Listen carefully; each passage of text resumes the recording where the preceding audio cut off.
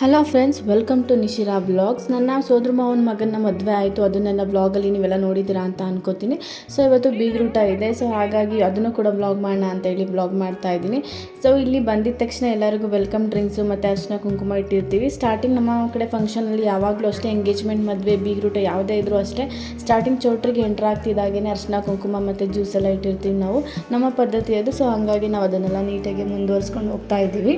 ದೀಪಾವಳಿ ತಿಂಗಳಾಗಿರೋದ್ರಿಂದ ಕೆಲವರೆಲ್ಲ non veg ತಿನ್ನಲ್ಲ, veg ಮಾತ್ರ ಅಂತ ಹೇಳ್ತಾರೆ. ಬಟ್ ನಮ್ಮ ಕಡೆ ಎಲ್ಲ ಫುಲ್ ನಾನ್ ವೆಜ್ಜೇ ತಿನ್ನೋದು. ಕೆಲವು ಮೆಂಬರ್ಸ್ಗೆ ನಾವು ಕೂಡ ವೆಜ್ ಕೂಡ ಮಾಡಿಸಿದ್ವಿ, ಯಾರು ನಾನ್ ವೆಜ್ ತಿನ್ನಲ್ಲ ಅವ್ರಿಗೆಲ್ಲ ಅಂತ. ಸೊ ಇವರೇ ಹುಡುಗ ಹುಡುಗಿ, ಇವ್ರದ್ದೇ ಇವತ್ತು ಬೀಗ್ರೂಟ ನಡೀತಾ ಇರೋದು. ನೀವೆಲ್ಲ ಬ್ಲಾಗಲ್ಲಿ ನೋಡಿದ್ದೀರಾ ಅಂತ ಅನ್ಕೋತೀನಿ. ಇದು ರಕ್ಷಿತಾ ಮತ್ತು ನಾನಿಬ್ಬರು ಸೇಮ್ ಒಂದೇ ಥರ ಡ್ರೆಸ್ ಹಾಕ್ಕೊಂಡಿದ್ವಿ. ಫೋಟೋ ತೊಗೊಂಡ್ವಿ, ಫುಲ್ ಫೋಟೋ ತೊಗೊಳ್ಳೋಣ ಅಂತ ಅಂದ್ಕೊಂಡ್ವಿ, ಬಟ್ ಆಗಲೇ ಇಲ್ಲ. ಇದೆಲ್ಲ ನನ್ನ ಕಸಿನ್ಸು. ಸೊ ಸ್ಟಾರ್ಟಿಂಗ್ ಎಲ್ಲರಿಗೂ ಮದುವೆ ಅಲ್ಲಿ ನಾನು ಕೆಲವ್ರದ್ದೆಲ್ಲ ವೀಡಿಯೋನೇ ಮಾಡೋಕ್ಕಾಗಿರಲಿಲ್ಲ, ಕೆಲವ್ರದ್ದೆಲ್ಲ ಮಾಡಿದ್ದೆ. ಸೊ ಇವಾಗ ಬೀಗ್ರೂಟಲ್ಲಿ ಬೈತಾಯಿದ್ರು, ಎಸ್ಪೆಷಲಿ ನಮ್ಮ ರಶ್ಮಿ. ಇವಳೇ ನೋಡಿ, ನಮ್ಮ ರಶ್ಮಿ ಇವಳಂತೂ ನಂಗೆ ನಿಜವಾಗ್ಲೂ ಬೈತಾಯಿದ್ಲು, ನಾನು ವೀಡಿಯೋದಲ್ಲಿ ಎಲ್ಲೂ ಇಲ್ಲ, ನೀನು ನಂಗೆ ತೋರಿಸಲೇ ಇಲ್ಲ ಅಂತ. ಅದಕ್ಕೆ ಅವಳನ್ನ ಫೋಕಸ್ ಮಾಡಿ ಝೂಮ್ ಮಾಡಿ ತೋರಿಸಿದ್ದೀನಿ ನಾನು. ಇವಾಗ ಹೇಗಾಗ್ಬಿಟ್ಟಿದೆ ಅಂದರೆ, ನಾವೆಲ್ಲ ಫ್ಯಾಮಿಲಿ ಸೇರೋದೆ ಫ್ಯಾಮಿಲಿ ಫಂಕ್ಷನ್ಗಳಲ್ಲಿ ಆ ಥರ ಆಗ್ಬಿಟ್ಟಿದೆ. ಫಸ್ಟೆಲ್ಲ ಮದುವೆ ಮುಂಚೆ ಎಲ್ಲ ಒಟ್ಟಿಗೆ ಇರ್ತಿದ್ವಿ, ಅವಾಗ ಯಾವಾಗ ರೆಗ್ಯುಲರಾಗಿ ಮೀಟ್ ಮಾಡ್ತಾಯಿದ್ವಿ. ಮದುವೆ ಆಯಿತು, ಮಕ್ಕಳಾಯಿತು, ಇವಾಗಂತೂ ಎಲ್ಲರೂ ಅವ್ರವ್ರ ಫ್ಯಾಮಿಲಿಯಲ್ಲಿ ತುಂಬ ಬ್ಯುಸಿ ಆಗಿಬಿಟ್ಟಿದ್ದಾರೆ. ಸೊ ಎಲ್ಲರೂ ಸಿಗೋದು ಇವಾಗ ನಮ್ಮ ಫ್ಯಾಮಿಲಿ ಮೆಂಬರ್ಸ್ ಈ ಥರ ಫಂಕ್ಷನಲ್ಲಿ ಮಾತ್ರ. ಸೊ ಎಲ್ಲರೂ ಗ್ರೂಪ್ ಕಟ್ಕೊಂಡು ಮಾತಾಡ್ಕೊಂಡು ಕೂತಿದ್ದಾರೆ. ಒಂದೊಂದು ಏಜ್ ಗ್ರೂಪ್ ವೈಸ್ ಎಲ್ಲ ಅವ್ರವ್ರಿಗೆ ಏಜ್ಗೆ ಮ್ಯಾಚ್ ಆಗೋ ಥರ ಒಂದೊಂದು ಫ್ರೆಂಡ್ಸ್ ಬೆಟಾಲಿಯನ್ ಥರ ಕೂತ್ಕೊಂಡೆಲ್ಲ ಮಾತಾಡ್ತಿದ್ರು. ಸೊ ನಾವು ಕೂಡ ಸೆಲ್ಫಿ ಫೋಟೋಸ್ ಅಂತೆಲ್ಲ ತೊಗೊಂಡ್ವಿ. ಹುಡುಗ ಹುಡುಗಿ ನಮ್ಮ ಚಿನ್ನಿ ಇಲ್ಲಿ ಎಲ್ಲರೂ ಇಂಟ್ರೊಡ್ಯೂಸ್ ಮಾಡಿಸ್ತಿದ್ದಾನೆ. ಮದುವೆಲೆಲ್ಲ ಪರಿಚಯ ಮಾಡಿಕೊಟ್ಟಿದ್ದ, ಬಟ್ ಅವಾಗೆಲ್ಲ ಬ್ಯುಸಿ ಇರ್ತಾಳಲ್ವ, ದೀಪು ಗೊತ್ತಾಗಲ್ಲ. ಸೊ ಇವಾಗ ಪರ್ಟಿಕ್ಯುಲರ್ ಆಗಿ ತೋರಿಸ್ತಾ ಇದೆ. ಇಲ್ಲಿ ನಮ್ಮ ಹಬ್ಬಿ, ಪ್ರೀತು ಮತ್ತು ಪ್ರದೀಪ್ ಎಲ್ಲರೂ ಒಟ್ಟಿಗೆ ಕರ್ಕೊಂಡ್ಬಂದಿದ್ದೆ. ನಾನು ಬ್ಲಾಗ್ ಮಾಡಬೇಕು ಬನ್ನಿ ಅಂತ ಹೇಳಿ ಎಲ್ಲನೂ ಒಟ್ಟಿಗೆ ನಿಲ್ಲಿಸಿ ವೀಡಿಯೋ ಮಾಡ್ತಾಯಿದ್ದೆ.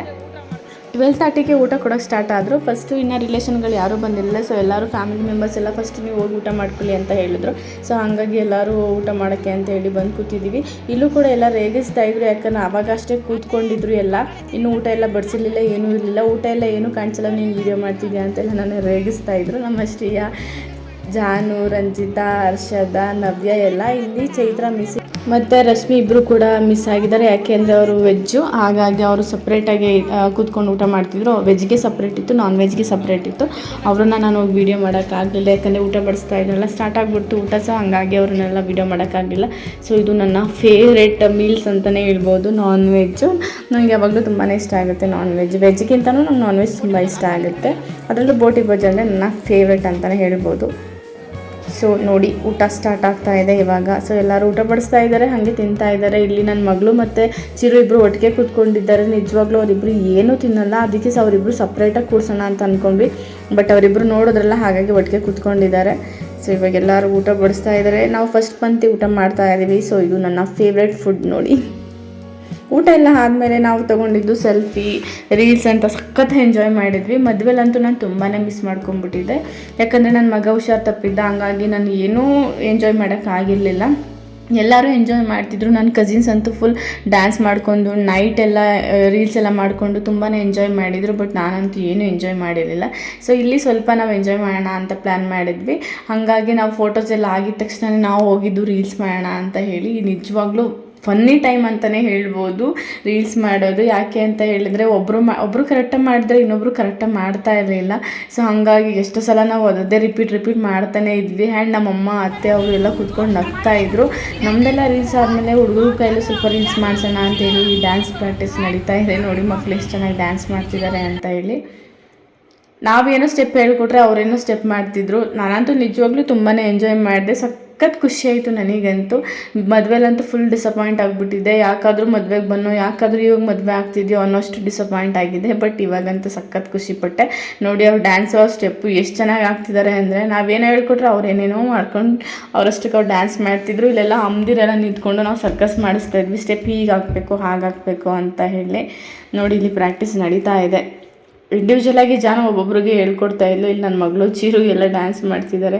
ಅವ್ರಿಗೆ ಡ್ಯಾನ್ಸ್ ಮಾಡಿಸ್ಬೇಕು ಅಂತ ಹೇಳಿದ್ರೆ ನಿಜವಾಗ್ಲೂ ಸರ್ಕಸ್ ಅಂತಲೇ ಹೇಳ್ಬೋದು. ಯಾಕಂದರೆ ನಾವು ಹೇಳಿದ ಅವ್ರು ಕೇಳಲ್ಲ, ಅವ್ರು ಮಾಡಿದ್ದು ನಮಗಿಷ್ಟ ಆಗಲ್ಲ, ಆ ಥರ ಆಗಿಬಿಡುತ್ತೆ. ನೋಡಿ ಇಲ್ಲಿ ಚಿರು ಓಡಾಡ್ತಿದ್ದಾನೆ.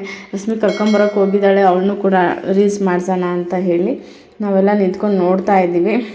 ಇದು ನಮ್ಮ ರೀಲ್ಸ್ ಪ್ರಾಕ್ಟೀಸು. ನಾವು ರೀಲ್ಸ್ ಹಿಂಗೆ ಮಾಡೋಣ ಅಂತೇಳಿ ಪ್ರಾಕ್ಟೀಸ್ ಮಾಡಿಸ್ತಾ ಇದ್ವಿ. ಇದು ಅಷ್ಟೇ, ಇದು ಒಂದು ರೀಲ್ಸ್ ನಮ್ಮದು. ಇದು ತುಂಬ ಚೆನ್ನಾಗಿ ಬಂತು ರೀಲ್ಸ್. ಇದೊಂದೇ ಪರ್ಫೆಕ್ಟಾಗಿ ಬಂದಿದ್ದು ನಾವು ಅಂದ್ಕೊಂಡಿದ್ದ ಥರ ತುಂಬ ಚೆನ್ನಾಗಿ ಬಂತು. ಈ ರೀಲ್ಸ್ ನಾನು ಶಾರ್ಟ್ಸಲ್ಲಿ ಶೇರ್ ಮಾಡ್ತೀನಿ. ನನಗಂತೂ ತುಂಬಾ ಖುಷಿ ಆಯಿತು, ರೀಲ್ಸ್ ಪರ್ಫೆಕ್ಟಾಗಿ ಬಂತು ಅಂತ ಹೇಳಿ. ಇದು ನಮ್ಮ ರಶ್ಮಿ ಐಡಿಯಾ. ಇದು ಬಿಂಕದ ಸಿಂಗಾರಿ ಅನ್ನೋ ಒಂದು ಸಾಂಗ್ಗೆ ರೀಲ್ಸ್ ಮಾಡೋಣ ಅಂತೇಳಿ ನಮ್ಮ ರಶ್ಮಿ ಅವರು ಡೆಮೋ ತೋರಿಸ್ತಿದ್ರು.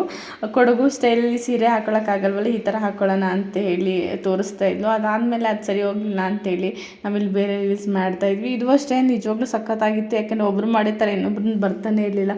ಎಲ್ಲ ಫಾಸ್ಟಾಗಿ ಬರ್ತಾರೆ, ಕೆಲವರು ಸ್ಲೋಗಿ ಬರ್ತಾರೆ. ಹಾಗಾಗಿ ಅದು ಕೂಡ ನಿಜವಾಗ್ಲೂ ತುಂಬಾ ಚೆನ್ನಾಗಿತ್ತು ಅಂತಲೇ ಹೇಳ್ಬೋದು. ಇದು ಅಷ್ಟೇ, ಈ ರೀಲ್ಸಲ್ಲೂ ಅಷ್ಟೇ ಒಬ್ಬರು ಬೇಗ ಬರ್ತಿದ್ರು, ಒಬ್ಬರು ಸ್ಲೋ ಬರ್ತಿದ್ರು. ಇದು ಓಕೆ ಅನ್ನೋ ಥರ ಬಂತು ರೀಲ್ಸು. ಬಟ್ ಒಂದು ರೀಲ್ಸ್ ಅಂತೂ ತುಂಬ ಪರ್ಫೆಕ್ಟಾಗಿ ನಾವು ಅಂದ್ಕೊಂಡಿದ್ದ ಥರನೇ ಬಂತು.